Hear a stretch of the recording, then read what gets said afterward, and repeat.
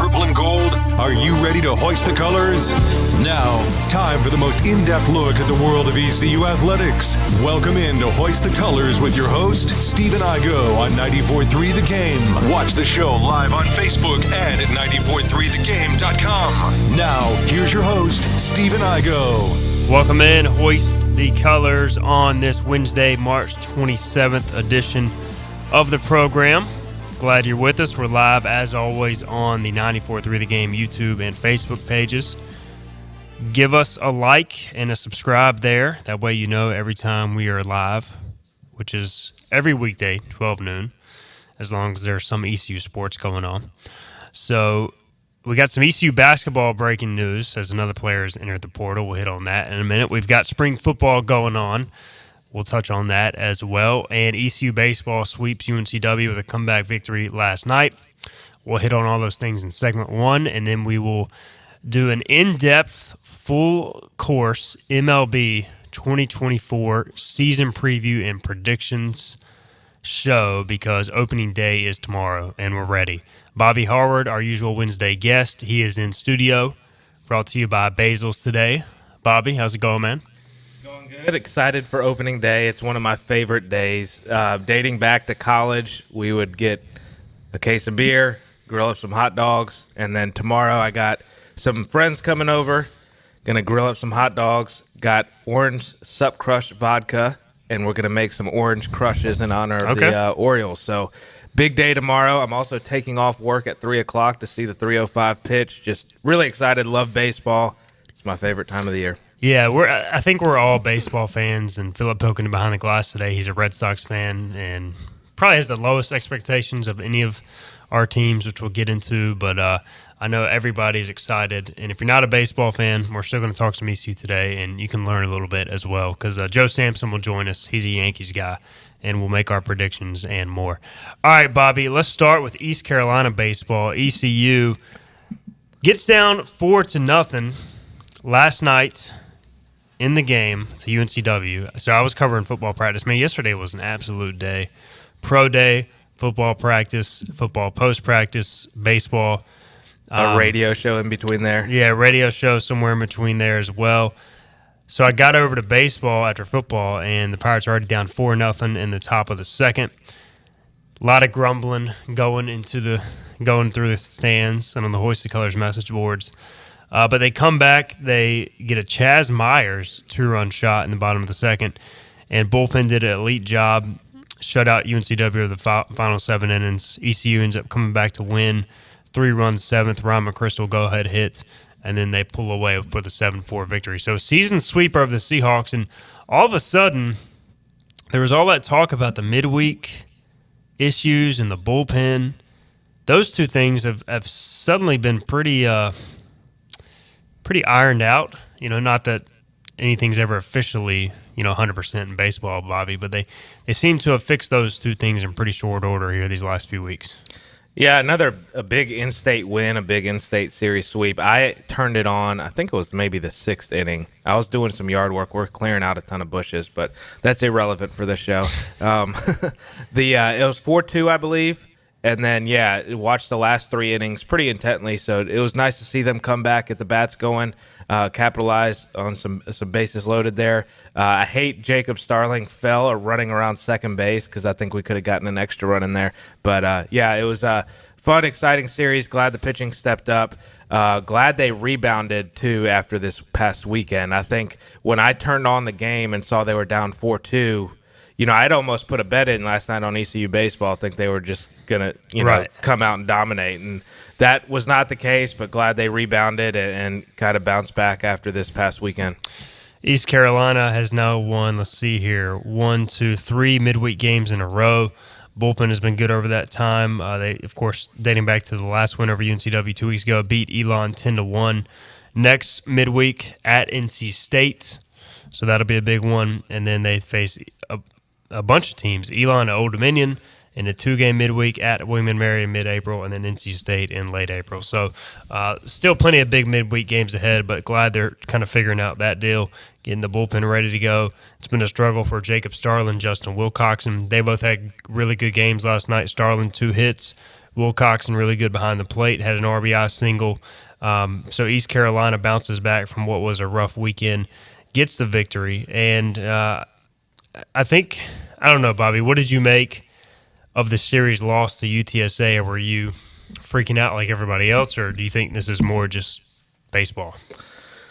Or the in-between. Yeah, I think it was kind of an in-between. I didn't get to watch any games. We were in the mountains celebrating my mother's birthday, so I didn't get to see anything, but I was keeping track of the score. And yeah, I was pretty shocked Friday night. It sounded like Savage didn't have a great game, which is not – I mean, these starting pitchers are not going to be flawless every night out. That's why guys that win the Cy Young have 5-6 losses sometimes. Like, they're just – it's baseball. So I did see UTSA was beating Baylor last night. I don't know if they ended up winning. Yeah, so and maybe UTSA is not as bad as we thought too. But I am kind of shocked that when we won on Saturday, I thought for sure like Sunday we're going to close it out, and that didn't happen, and that was a little disappointing. And need to figure out that third starting pitcher and get that situation. Especially, you've mentioned it on the message boards. I mean, that's a key thing about getting through a regional. Like, you have to have 3 starting pitchers. Yeah, and that's going to, I think, continue to be a development. Jake Hunter has shown flashes. Got to play better defense behind him as well, which was an issue this past weekend, so we'll see what happens there. But good win for the Pirates last night. They host UAB, scheduled for Thursday through Saturday. There's rain in the forecast Thursday. We'll see what happens there. Again, Easter weekend is why they're playing Thursday through Saturday. All right, basketball news. Jaden Walker, East Carolina guard, has entered the transfer portal. And, look, we could do a whole show on ECU basketball, the state of the roster, where they need to go. At this rate, there's like a guy entering the portal, I think on average every 2 days. 5 guys have hit the portal since last week. Jaden Walker, Brandon Johnson, Caleb LeCout, Ben Baila, and Quentin DeBunje. I think there's more coming. We know R.J. Felton has announced his intentions to return. I don't think ECU is going to go out of its way. I don't think the collective is going to go out of its way to, pay to keep anybody on the team besides RJ and maybe 1 or 2 others. So what do you make of the turnover thus far and Walker hitting the portal today? Yeah, we were talking a little bit off the air before the show started, and I am glad that they recognize, all right, we made some mistakes here with this roster building and we need to correct it. The issue is I don't have confidence right now that Coach Schwartz is going to be able to build this roster back up, and that we'll be better next year than we were this past season. To this point, they've spent a lot more misses. I'm kind of shocked Ezra has not hit the portal yet. We'll see if he still does. That's kind of the name that sticks out to me. I was glad R.J. Felton returned. Kind of expected it, though, with his brother. Again, everyone else, with the exception of maybe Sear, I would bring back. I think everybody else is replaceable. Curious to see if Cam Hayes decides to come back or not. I think he did start playing well towards the end of the season. And, yeah, it's just – I don't know. It's frustrating. Again, we're having to go through another roster turnover. But at the same time, I don't know who they're going to be able to bring in here on year 3 after 2 not great seasons under Mike Schwartz. There are a lot of names hitting the portal, but, again, there's a lot of teams fighting for them. Just here regionally, would you – ECU gets more TV time than UNCW and is a bigger conference, but – with the state of the basketball program, would you, if you're playing basketball and want to win and go to the tournament, would you go to UNCW or ECU right now? A lot of factors. I know ECU has more of an NIL presence than UNCW, but I don't know how they're going to spend this NIL money. How much goes to R.J. Felton versus guys in the portal. Definitely if you're ECU, you can at least sell the fact you play on TV and not Flow Sports. So that's right. A positive. 100%. There are things you can sell. It's just, but for sure. If you're UNCW, all you got to do is point to the banners and the wins. If you're ECU, you point to the conference. You point to what happened last year on the court. But, the fact that it's a question, it's that question with every team that is also contacting that player versus ECU. So there is a lot to sift through in the portal, figuring out what's real, what's not.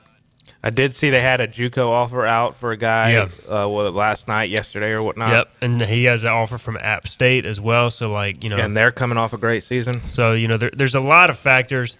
I do think, though, if they just ran this roster back, I don't think you would see a big resurgence or a big improvement as we saw for all the faults we saw this season. So, look, I think there's a better shot at them blowing it up and bringing in several new pieces and seeing if they can actually formulate an offense that consistently shoots and maybe defends a little better and maybe meshes together, as crazy as it sounds. I don't think this locker room really meshed together really well, just my vibe on it.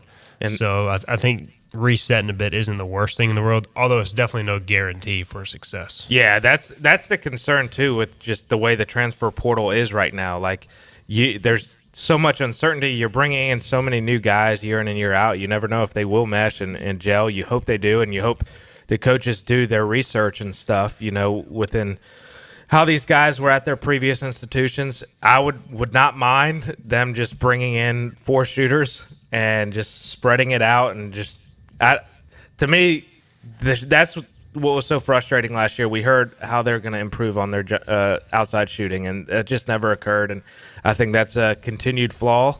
Again, love having Sear down low, but I guess I'm going to try to be optimistic, but I'm not very hopeful right now. All right, scholarship guys on the roster who have not officially entered the portal as of this time: Bobby Pettiford, Ezra Asar, R.J. Felton, who has said he's coming back, Cam Hayes, Valentino Pinedo, Ben Salvungo, Sear Malonga, and Callum Richards. So that's 8. And then you also have a junior college kid committed coming in and R.J. Felton's brother. So that's 10 scholarships you still have accounted for as of right now. Again, I expect more to enter the portal, but that's your update on the official status. And you get 13 scholarships in basketball. So I still expect some pretty heavy movement. I really hope there's some more movement. I'm curious, do you think they continue to try the international route? I know they've done that quite a bit here, trying to get some diamonds in the rough, but those diamonds have stayed rough and are not very shiny when they get here. Yeah, I don't know. I guess if you're going to, Schwartz has those ties, so I don't have a problem with him looking into that route, but maybe try to get a better sense of how the game translates, or something there as far as. But if you're going to do that, I want to make sure I get some proven guys first, rather than put all my eggs in that basket. Case from O'Malley says Pat Kelsey from College of Charleston is going to Louisville. So big news there, as Charleston coming off a couple of good years, and he's going to Louisville.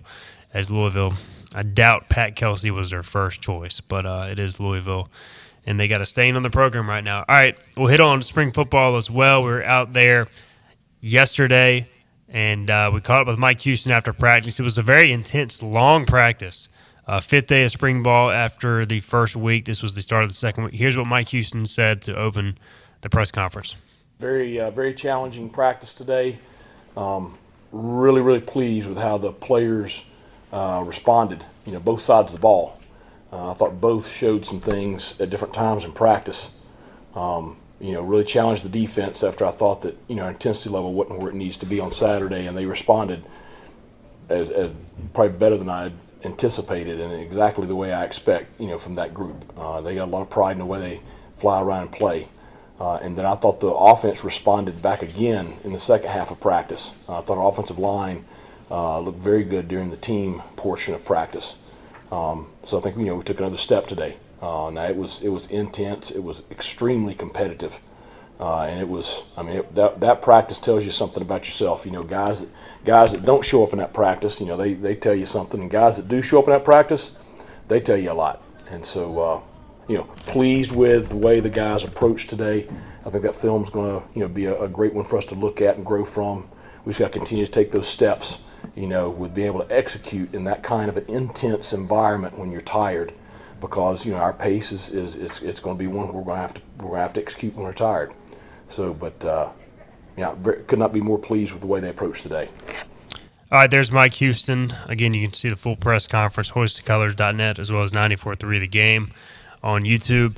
Bobby, the biggest thing I've noticed, obviously outside of the quarterback play being better, just night and day kind of compared to last year, more consistent accuracy, all that sort of stuff, tempo, is competition between the offense and defense has been ramped up. The offense, we were not at Friday's practice, but heard from Coach Houston, but also multiple people even before we talked to Coach Houston, that basically the offense tore the defense a new one during Friday's practice, which was the third day and the first day in shoulder pads, and just lit them up, first, second team. And then Saturday they went into the stadium. Defense bounced back pretty good. Sounds like yesterday was pretty balanced, some back and forth. So I think that's a good sign. And it's not only coach speak this early, we're seeing it with our own eyes too. Like, offense is making some big plays, specifically some deep passing plays we didn't really see last year. And the defense is having to make some adjustments, I think. Yeah, it's encouraging to hear that. That's what you want in the spring, is the back and forth like that. And when they're going back and forth, you're not going to win every day. At least you hope one side doesn't win every day, because then you have some roster issues. I think from an offensive standpoint, just the fact that you have a new juice and new mojo about you in that offensive team meeting room and in each of those individual positions, like, that goes a long way. That just re-energizes the guys. I wasn't out there last year, so I don't know this, but I am assuming there was just kind of a lot of going through the motions, a lot of, all right, here we go again, kind of just not a lot of excitement, and that can wear on you over a course of time. And the fact that, the confidence that it brings an offense when you have a guy throwing the football that you have confidence in. And that quarterback is so important to how that offense goes. And when you have a guy, and right now it sounds like at least two guys that can spin it pretty good, and watching some of your clips that you put up yesterday, just even they were doing fake handoffs and throwing bubble screens, like, it looks different than it did last year. Like, even in those short passes, you can tell there's a difference. There's a different zip on the ball, and that just re-excites and rejuvenates an offense in ways that people probably don't realize.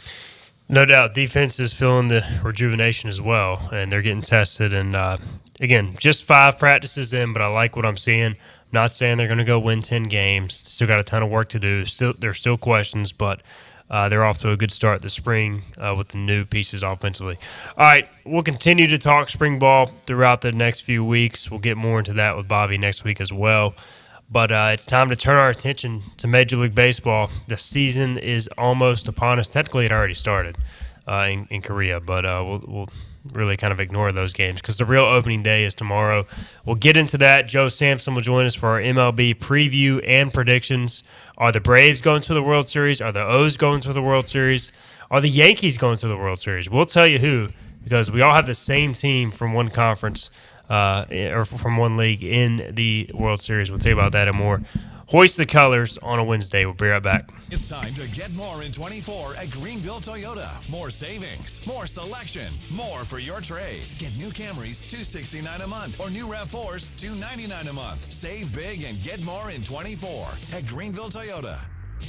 Acre Station Meat Farm, along with Lane Angus Beef, bring you farm to fork beef. Stock your freezers now with affordable beef boxes, just in time for the grilling season.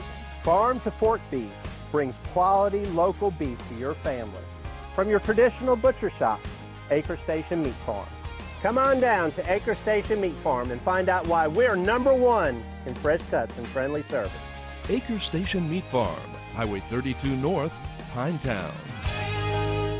Other restaurants claim their food is fresh and fast, but are they friendly? At Moore's, you're treated like family the minute you walk into their doors. With locations in Winterville, New Bern, Swansboro, Morehead City, and Jacksonville. We've been practicing what we preach since 1945. At Moore's, our barbecue is slow cooked and smoked over real wood daily until it's so tender it's falling off the bone. Combined with our fresh chicken, cooked-to-order seafood, and homemade fixins, we're sure you'll agree. If it's not Moore's, it's less. You know what the problem is with standard belts? Usually you have to choose between too tight or the opposite, too loose. But with Anson Belt and Buckle, you don't have to choose. We got rid of the holes and instead have a track system designed for micro-adjustability. That way you can enjoy a perfect fit every time. Anson Belt and Buckle. Find your perfect fit today.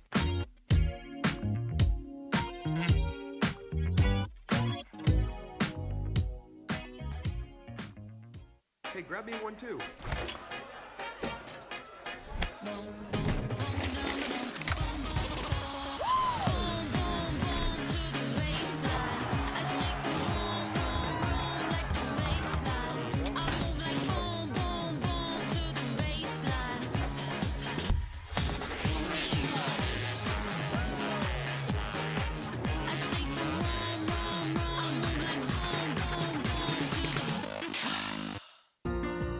place is as special as this, you don't want to change a thing.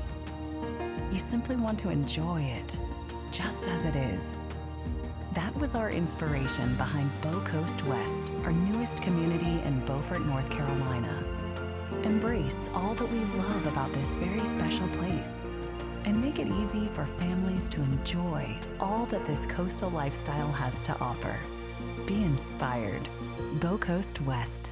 Get more in 24 at Greenville Toyota. Get more savings on our huge Toyota selection. Shop new Corollas just $239 a month or new Tundras with 3.99% financing. Get more for your trade. Save big and get more in 24 at Greenville Toyota. Back to Hoist the Colors with Stephen Igo. Drink up, me hearty Joe-ho. On 94.3 The Game. All right, welcome back in. Hoist the Colors on this Wednesday, March 27th. We talked spring football segment 1. We're about to do our MLB preview. First off, William Singleton wants to know, does Raheem Jeter look as good in person as he does on the practice field, as he does in video short? A lot of as he does there.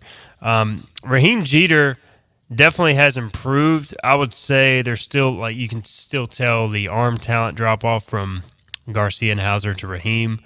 But I give him credit because he's put in a lot of work with his throwing motion and mechanics, trying to shorten it up, quicken it. And thus far, you can kind of see it's paid off. I still think he needs to continue to tweak some things, work at it. But he's a redshirt freshman. He's got time, and he's putting in the work. Cole Hodge was also at yesterday's practice visiting, so good to see him. All right, guys, it is time for our Major League Baseball 2024 preview. To join us, oh gosh, Joe Sampson. and Looks like Aaron Boone right now. Is that Aaron Boone or is that Joe Sampson? You know, a lot of different things. We're just savages behind the plate, guys. That's what we have to do. Savages in the box. That's something else, Joe. That's Aaron Boone. It's Booney. I thought Aaron Boone was going to get fired last year. What happened? Yeah, so did we. And then Sean Casey, his best friend from his days in Cincinnati, saved his job. And then Aaron Judge broke his toe, and everything else just got a little asterisk next to it. And then we traded for Juan Soto, so we're back. That is fair. Guys, we have 3/5 of the AL East represented on this show. Philip Pilkington, the Red Sox, Bobby Harvard, the Orioles, Joe Sampson, the New York Yankees. One of those teams is projected to be not very good this year. Should we discuss that? Yeah, 3 guesses who? What? So are you even excited for opening day, Philip? Oh, I'm always excited for opening day. It's a national holiday, or at least it should be. I firmly believe that only us in sports media should have to work on opening day. I think everybody else should have it off, as well as the start of the NCAA tournament the day after the Super Bowl. And no, I'm still excited because there's going to be 30 teams in action tomorrow playing baseball. And about June, when the Red Sox stink and the Rockies are so bad at the words I'm not legally allowed to use on radio as to how bad they are, there will be some random team who I really like a player on it, so I'll just kind of jump on their bandwagon, I guess, and pull for that player to win a ring, as I've done in the past with I've done it in the NFL too with how bad the Panthers have been. I liked Matthew Stafford, so I was happy to see him get a ring a few years back, and I guess I was do the same thing in baseball, but the team I would jump on will definitely not be Joe's Yankees. Hey, there's always room aboard the Seattle Mariners bandwagon. I can tell you that. I like Juan Soto. Or Julio Rodriguez. I don't want to say Juan Soto. I'd say. No, I like Julio Rodriguez. I knew it was one of those 8 J names that sounds like an H. So we'll have our predictions on division winners, playoffs, MVP, Cy Youngs, et cetera, our next segment. I want to go around the horn here. How many people do we have? 4? Yeah, I can't count. Math was never my strong suit. And kind of pick like a favorite storyline to monitor for the coming season. And let's try to stay away from our favorite teams. We'll talk about our favorite teams. But is there a favorite storyline that you guys are anticipating or watching throughout the season? We'll start with Joe. What do you think as you look into your crystal ball for Major League Baseball? I think it's got to be Bobby's Orioles. I think it's, can they follow up what they did last year? People are predicting they're not going to win as many games. They finally have an owner who's willing to pay players. And Adley Rutschman is a young player, but he's also 20 27 or 28 at this point. So at what threshold does he have to take that step to go from being the rookie and the young guy to being that older veteran presence for these new guys coming up? And can they kind of handle that AL East fight? Because the Rays are going to be good. They always are. The Yankees hopefully don't suck. The Red Sox are non-existent. And then that's just kind of how the Blue Jays decide to fumble into a 30-game run of wins and like winning series, and then all of a sudden it gets tight in October. What you got, Bobby? Now that you talked about your O's. Yeah, I'm going to go Ohtani right now is a massive one, all that sports betting. So I think that's... Oh, Pete Rotani? Yeah, Pete Rotani. Yeah, I mean, that I've seen some stuff on social media. It's like if Pete Rose only had an interpreter, he'd probably be in the Hall of Fame. So that's a big storyline, obviously, nationally. But I'm going to flip to the National League, and can somebody dethrone the Braves or the Dodgers? I think those two are like head and shoulders above everyone. And so if somebody can just kind of sneak in there, or if one of those teams get hit by the injury bug, who jumps in for the National League? Philip? I'm going to go back to the American League. I like where Joe was headed with those Orioles because of all the young prospects they got. But I'm going with the Texas Rangers. And they just won the World Series. They're out their two best pitchers for the foreseeable future, probably till about mid-June.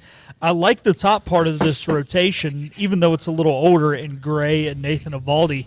But it's going to be how big of a hole are they dug into in June or in July when their aces come back, because this is a team that can make another push for the World Series. I don't think they win the division. I know we're going to get into that in a second, but they've got the bats, they've got a deep lineup, but if you lose games 9-8, it doesn't matter how many runs you score. So it's just going to be interesting to see how those guys 3 through 5 can do in that rotation until they can get healthy.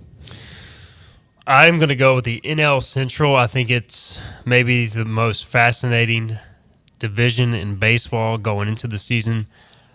I could see realistically 4 teams winning the division, but I would not count out the Pittsburgh Pirates. The projections are kind of low-key high on the Pirates, but nobody in this division is projected, according to Fangraphs, to win more than 83 games. They're all from 83 to 77.5 games, the Pirates being last, the Cardinals being first, the Cubs right behind the Cardinals, the Brewers right behind the Cubs, and then the Reds right behind the Brewers. You can make a case the Reds, Brewers, Cubs, or Cardinals could win that division. The Reds may be the most exciting young team in baseball. It's just a matter of how that all comes together. The Brewers trade away Corbin Burns to the Orioles, but they still project to be pretty good, although they're really not trying to win. The Cubs are trying to win. They re-signed Cody Bellinger. But do they have enough to get over that hump that they kind of faded through last year? And then the Cardinals, coming off their worst year in ages, how do they bounce back with an aging, veteran core of guys on the hot corner with Goldschmidt, who Joe thinks is 55 years old, and Nolan Arenado also at third base, and will Alec Burleson finally play a consistent stretch? So my pick is the NL Central. I think that's an interesting division, and looking forward to making that pick. Bobby, you brought up, man, especially the Dodgers and the Braves and everybody else, at least on paper. Like, you look at the projections, and I was listening to a podcast this morning. Usually there's a lot of there's more teams that are projected to win like 95 to 98 games. This year is basically just the Dodgers, Braves, and then there's like 15 teams in the middle, and then you got the bottom. So I think the biggest storyline to watch is the one you picked out, but like, it just feels like there's 3 to 4 teams in almost every division, outside of the AL East and the NL West that can win most divisions. Like, it's pretty wide open, I feel like, outside of those 2 spots. Yeah, I think, to me, the Central in both leagues are just bad. They're not. Yes. I mean, if you want to watch bad baseball, Central Time is where you're at. Exactly. So, to me, the AL West is good. I think the Rangers and the Mariners are showing enough to kind of at least be competitive and keep it close with the Astros. Same thing in the National League, maybe more so the NL East. Like, a buddy sent me a text yesterday. 3 of the top 5 payrolls on baseball are in the NL East. So you got, the Mets, the Braves, and the Phillies are all top 5 payrolls. Now, the Mets aren't supposed to be any good, but yeah, I'm not expecting anybody from the Central. To me, the only way they get dethroned is if somebody gets injured or if the Phillies play like they can if they can live up to their expectations, because there's a lot of talent on that Phillies team. The Mets play the opposite of Moneyball. You know, they in Moneyball talk about buying wins, how many wins per dollars, and they got like more wins per dollar than any other team. The Mets have less wins per dollar than any team. It's like, we're paying our team $200 million to win 75 games. Look at us. But hey, you know what? If our goal is to pay the most to random players who stink, we're the best team in the league. Well, that's because crazy Uncle Steve is just throwing 20s at people like the uncle that everybody wants to like their kid. I mean, really, guys, they are rebuilding with one of the richest payrolls in MLB, which is crazy. They've been rebuilding since they lost the World Series in 2015, and nothing has happened. They have not gotten bad nor good ever. Yeah. Yeah, they need to pick a side and stick to it. I mean, I guess they're still trying to stay competitive and sell tickets while they trade off some of their assets, but it's not looking good for the Mets, although do have a 30% chance of making the playoffs as the season gets started, according to Fangraphs. That's higher than I expected. Yeah, 2.2% chance to win the division. The Phillies, 6.8% chance to win the division. The Braves, 88.8%, which is pretty elite for baseball. What do we think about the Diamondbacks, guys? We touched about on the Rangers earlier. The D-backs make the crazy run to the World Series, really out of nowhere. Should be mentioned, by the way, nobody would have had the Rangers and D-backs probably even making the playoffs, let alone making the World Series. So, I did have the Diamondbacks making the playoffs. There is record of this. There is. I have it on my laptop. So if you're going to trust anybody's projections here on our next segment, maybe pay attention to Joe's the most is what he's trying to say. No. I'm just saying I had that one. I had the Cardinals winning it all. I suck. Okay. Well, then, yeah, maybe don't pay attention to him. But do we think the D-backs can follow that up? You touched on the Orioles, Joe, a little bit. What do you think about the D-backs following up some surprising years? I think the thing with the X has to be the rotation. It was a rotation that kind of took a step forward, and Gallen started to look like the main ace he had to be. They had Chafin coming out of the bullpen early in the year, and then they shipped him off. But they started to look like they were going to be a team that was built through pitching. And then the Rookie of the Year in Corbin Carroll, who's going to find his swing, and some vets like Evan Longoria, who have been there before and knew how to play in the playoffs. And now you add Jordan Montgomery into that, who can sit at that 3 or 4 in the back half of a rotation, or he can bump all the way up to your 2 guy and be the lefty you need to face some of those bats in the West. So I really like the Diamondbacks. I don't necessarily have them winning the division, but I do have them in the playoffs. Diamondbacks sign Jordan Montgomery, as you mentioned, and interesting move there. The Giants and Diamondbacks have made a lot of moves this offseason. It'll be interesting to see, especially the Giants after missing on Ohtani. And the Yamamoto, who went to the Dodgers as well, they signed basically, the Tier B free agents, Blake Snell, Matt Chapman, and others. So it'll be interesting to see how the Giants do. They have a 9% chance of winning the division ahead of the Padres, according to Fangraphs. So we'll get into our division picks, also our World Series participants and winners on the other side. This is Hoist the Colors. On a Wednesday, we'll be right back. Hi, I'm D.R. Alligood. And I'm his daughter, Jessica. For 11 years, we have built quality driveways and parking lots for both your residential and commercial needs. We also offer free on-site quotes to have your custom driveways built the way you want. 252-946-1227.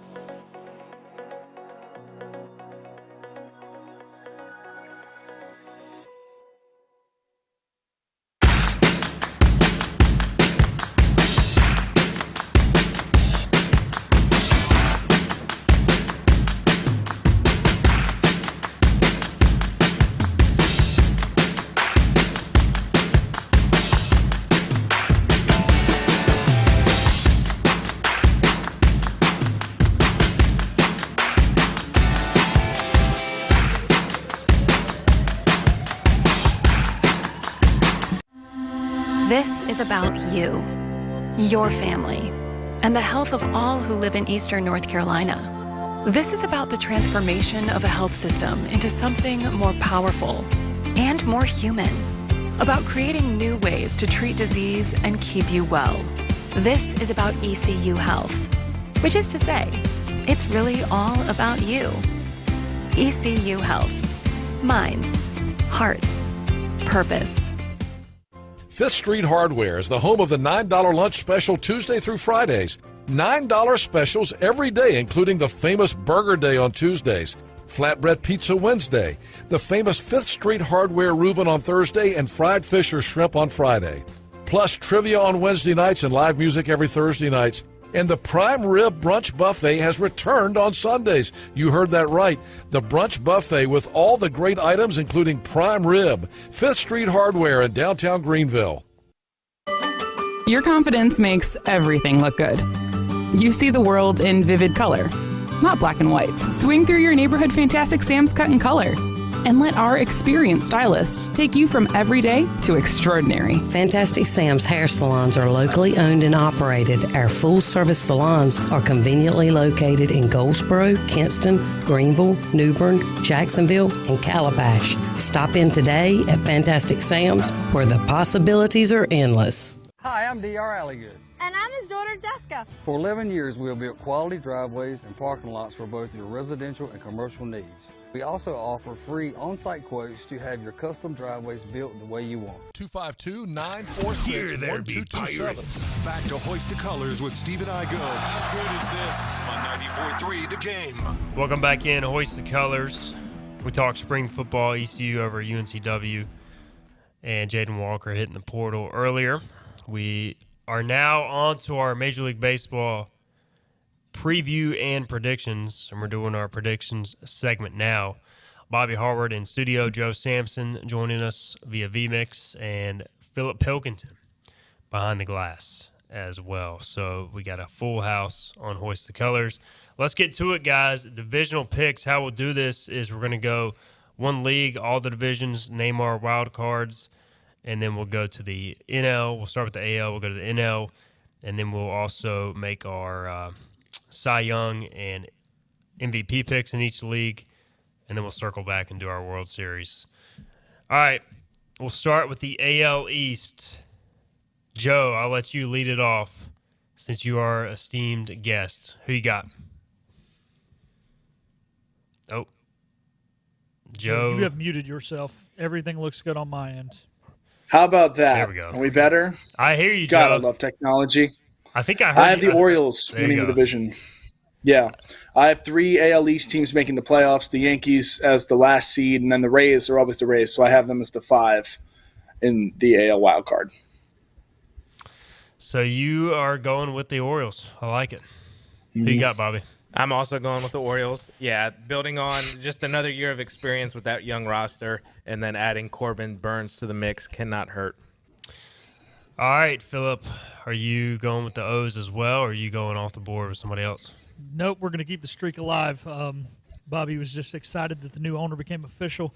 You guys are willing to spend money. I think you're going to be huge buyers at the deadline and, prove that you're ready to spend some money as well as the young, talented roster you've already got.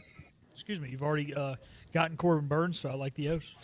I have got the Yankees actually winning the division. And I made this pick before Garrett Cole was hurt, but I'm sticking with it. If Garrett Cole does not pitch at all this year, I would like my projection to be revised and given to the Orioles. But I think Garrett Cole comes back at some point, and I think the I think the Yankees with Juan Soto, and I'll tie this in with a later pick, will be a juggernaut in the regular season. So give me the Yankees to win the division. AL Central, Joe, who do you got? I have the Twins. I'm not going to overcomplicate it. The Central sucks. I think the Twins are probably the only team that can get near 80 wins, maybe into the 85, 87 threshold. So they win the division, and everything else is just like that fight for the NFC East, essentially, years back. Yeah, I'm with you. I got the Twins as well, and I think it's just I think it's too easy. What about you, Bobby? Yeah, the Twins. No need to overcomplicate it. I mean, everybody else is rebuilding except the Guardians, and we don't really know what they're doing, so Twins. Division games count more. They're the best team in the division. That's the only reason they get to 85 wins. Twins winning the Central. It's a clean sweep. AL West looks like a 3-team race. Astros, Mariners, Rangers. Joe, who you got? I'm going to anchor Steven Igo here. I have the Rangers as the 1 seed in the entire American. I think they're going to follow it up. You're going to bring back Scherzer and DeGrom probably mid-May, early June, and that's going to be like getting a big arm at the trade deadline essentially for them. With them coming into form, Eovaldi pitching the way he's been pitching, you've got Leiter and Rocker if they can figure things out in development. I mean, you've got your number 1 prospect who's now opening in left field for you on opening day. They're set to repeat as far as being that kind of successful player-led team. And then I think they win the division this year over the Astros. Bob? You have the Down East Wood Ducks locally, too, a Texas Ranger affiliation. I like the Rangers pick. I almost had them, but because of the pitching injuries to start the season and not very confident those old guys fully recover, I went with the Astros until somebody dethrones them.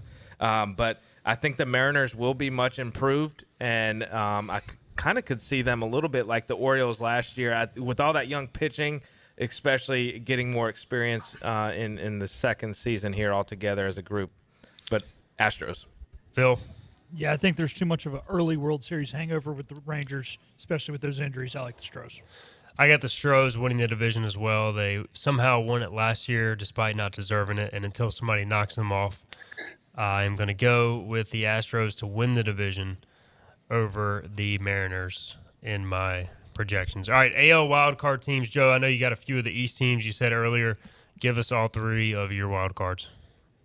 Yeah, Stros at the 4, the Rays at the 5, Yankees at the 6. I think it's going to be a 2-pointy race for the AL West first. I'm sorry to your Mariners. I don't think they have enough yet as far as some vets to try and counteract that. I mean, with Seager coming back for the Rangers and Simeon playing the way he did at the end of the year at the beginning, I think it just kind of winds up being a 2-headed monster, and then the Astros don't get the better of the Rangers.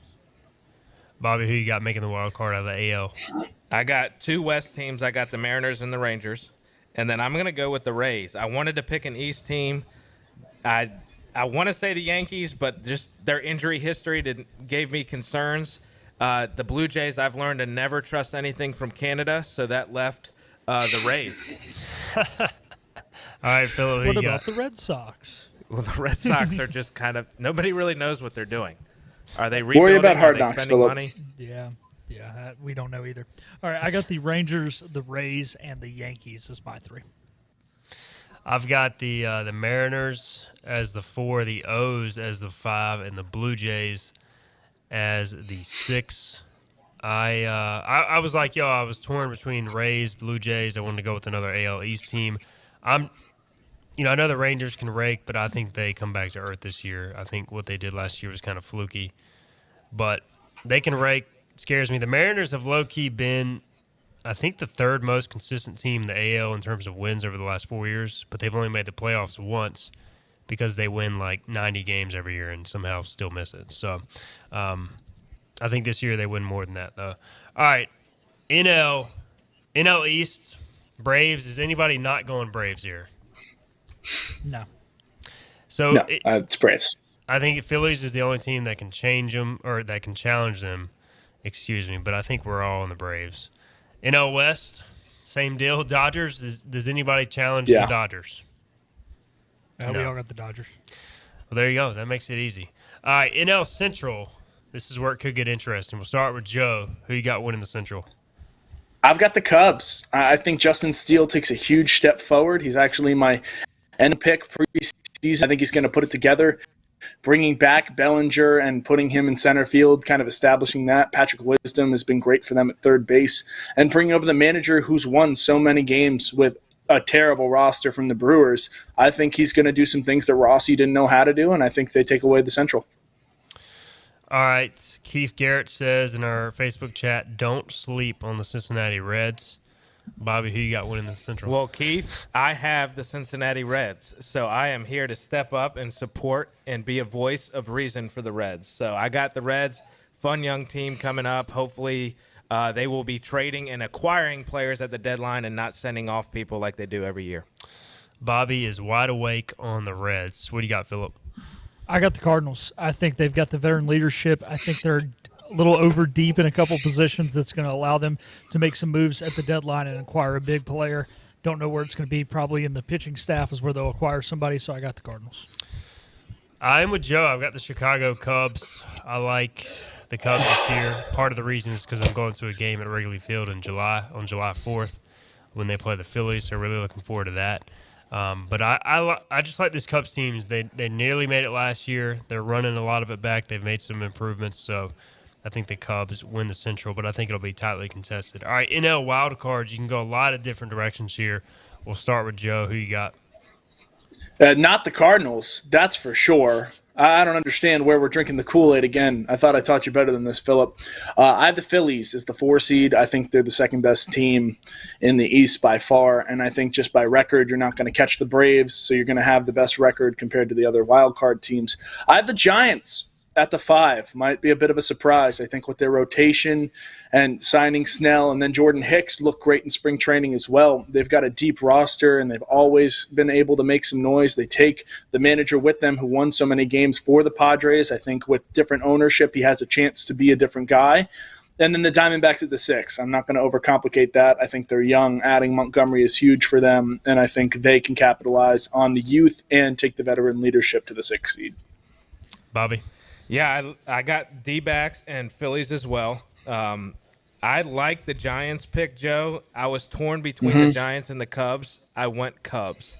I worried that the NL West is so competitive with the Diamondbacks and the Dodgers, and the Central so bad that the Cubs may steal some wins they shouldn't over the Giants to sneak in there. Phil? Well, Bobby and I must both be crazy because you probably should pick 2 NL West teams, but I have the exact same 3 wild cards he does, the Cubs, the Diamondbacks, and, of course, the Philadelphia Phillies, because they'll sneak in as probably the 6th seed and then find a way to make a run to the championship series anyway. All right, I've got Phillies as the top wild card team, again, finishing runner-up to the Braves. I've got the Padres having a surprisingly good season, even after trading off Juan Soto and Josh Hader. I think the Padres are going to have less pressure on themselves, and I think Fernando Tatis is going to have a monster year with Juan Soto gone and Manny Machado. So I like the Padres as a wild card team, not sold on the Giants, not sold on the D-backs. And I have the Cardinals in the playoffs. Alec Burleson with the game-winning hit in the season finale to send the St. Louis Cardinals to the playoffs. How about that for a prediction, guys? I love it. Here's my thing with the Cardinals. Outside of Sonny Gray, who's currently injured, who is on their pitching staff? It's a great Thank question. you. Miles Mikolas. Lance Lynn is, by the way. Lance Lynn. Pretty sure picking up all of the baseballs that have landed from when he pitched for the Dodgers in the playoffs. Nolan Arenado is going to hit 400, and they're going to win every game 9-8. No, it's going to be the Shohei Ohtani issue, where it's him and Mike Trout did the first thing since Tungsten Arm O'Doyle, and they lost 13-5 because they had no pitching. Joe really despises the Cardinals. I hate the Cardinals. They've burnt me too many times. We have 5 minutes of content left. I would love to hear a Cardinals Joe rant, but we've got to get on to these next All picks. right, let's get our final break in. We'll come back and we'll do AL Cy Young, NL Cy Young MVPs in both leagues, and then our World Series pick. How about that? We'll do that. So we'll be right back. Hoist the Colors, our MLB preview.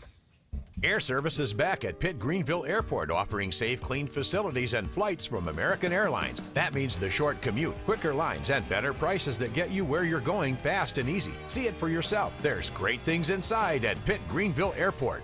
Storm season is approaching. North Carolina weather can damage your roof, and before long, a small leak can turn into a big problem. Your home is one of your biggest investments, so protect it with Wells Home Improvements. We work with all insurance companies for a hassle-free roof installation experience. Call us today and get 10% off your roof installation when you mention this commercial. 252-227-8403 or visit us online at wellshomeimprovements.com. Wells Home Improvements. Local, honest, dependable. Interbase Media and 107.9 WNCT presents Concert on the Common. 1, 2, 3, say, I love beach music. It's back April 25th with the Embers. Hallelujah. Girl, bells hit you, hallelujah. 'Cause Uptown Funk don't give it to you. Don't miss Concert on the Common with the Embers. Concert on the Common, thanks to Interbanks Media, the City of Greenville, and the Junior League of Greenville. We'll see you at the show. Big tax credits are back. Get a 30% tax credit, up to $2,000 off your new Mitsubishi electric heat pump install. Let Comfort Master help you take advantage of the tax credits with a qualifying Mitsubishi electric ducted heat pump or non-ducted Mitsubishi electric mini splits. Mitsubishi electric mini splits are ideal for bonus rooms, garages, or sunrooms. If you need a new HVAC unit, call Comfort Master today. Call Comfort Master. Call Comfort Master. When a place is as special as this, you don't want to change a thing. You simply want to enjoy it, just as it is. That was our inspiration behind Bow Coast West, our newest community in Beaufort, North Carolina. Embrace all that we love about this very special place, and make it easy for families to enjoy all that this coastal lifestyle has to offer. Be inspired. Bow Coast West. Hey, grab me one too.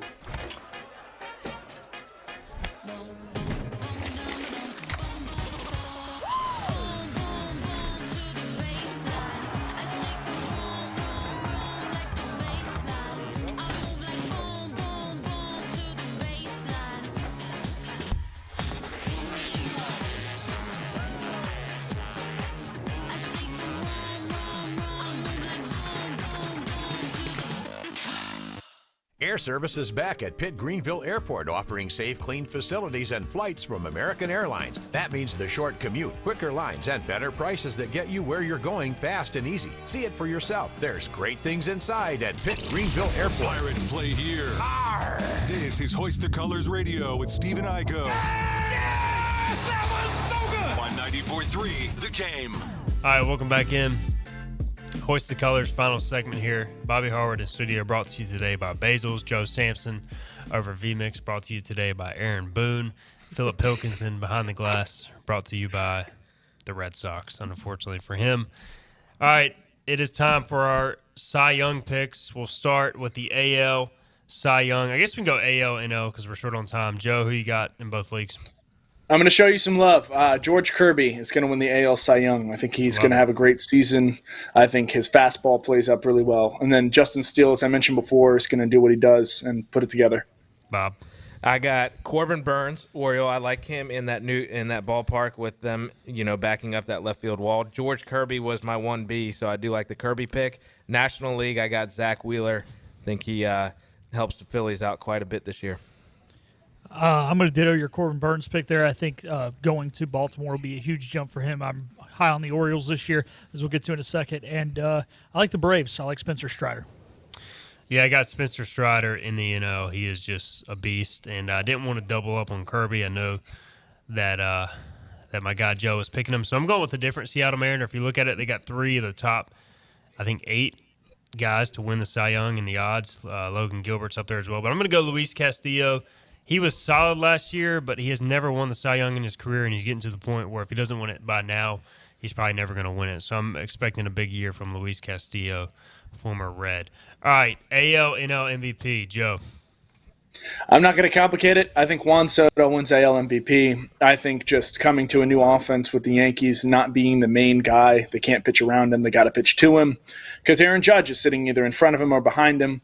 And then Bryce Harper, I think full season at first base, he's going to do some great things numbers-wise and play phenomenal defense. And if not Harper, then Freddie Freeman. Bob? I got Corey Seager as the AL MVP, and then I'm going to go Austin Riley in the NL. I think a little dark horse there. I think his bat continues to elevate this season. So Austin Riley for NL MVP. I'm going Julio in the AL and Acuna in the NL.